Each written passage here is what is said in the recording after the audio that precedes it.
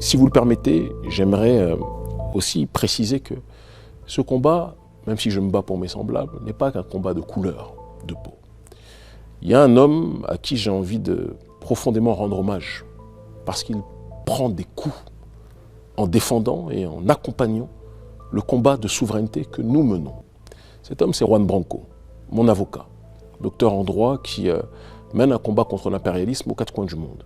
Il a défendu Julian Assange, il a défendu des frères et des sœurs opprimés qui sont mes partenaires en Guyane, il a défendu les nôtres en Haïti, à différents endroits, au Sénégal.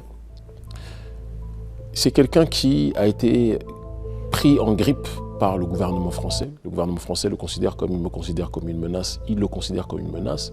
Et au lieu de l'attaquer sur le principe des idées, mais quand on voit le visage des autorités françaises, on comprend que ce n'est pas sur le terrain de la dialectique ou sur le terrain du débat idéologique qu'il peut y avoir une issue avec ces dernières entités. Ce qui s'est déroulé, c'est qu'elles ont enclenché d'une manière extrêmement lâche et vicieuse pour le sanctionner de sa démarche de solidarité vis-à-vis du combat des populations du Sud global. Elles ont décidé d'entamer une procédure de révocation auprès du barreau de Paris et ils sont dans une dynamique de tout faire pour l'empêcher de plaider en France. Cette démarche-là, c'est une démarche qui montre que ce combat n'est pas un combat de noir contre blanc. C'est un combat des justes contre ceux qui sucent le sang des justes.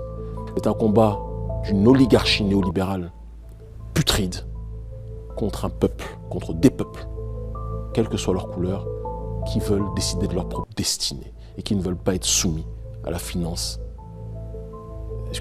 qui ne veulent pas être soumis à l'élite financière apatride. Nous sommes venus ici vous dire que nous n'avions pas peur. Nous sommes venus ici, au Sénégal, où s'engage le devenir humain, dire à tous ceux qui nous entendent qu'ils ne doivent pas avoir peur. L'avocat franco-espagnol Juan Branco a exigé la libération de tous les prisonniers politiques sénégalais lors de sa première apparition publique officielle depuis son retour en France. Arrêté pour complotisme et désinformation en Mauritanie, puis remis aux autorités sénégalaises vendredi, l'avocat de l'opposant Ousmane Sonko avait été expulsé lundi dernier. J'invite Macky Sall à ce que ma libération soit la première,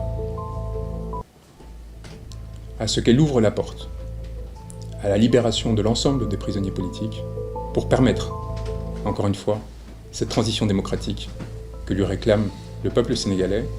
Je l'invite à faire cesser les violences qu'il inflige à Ousmane Sonko, à le laisser se présenter librement.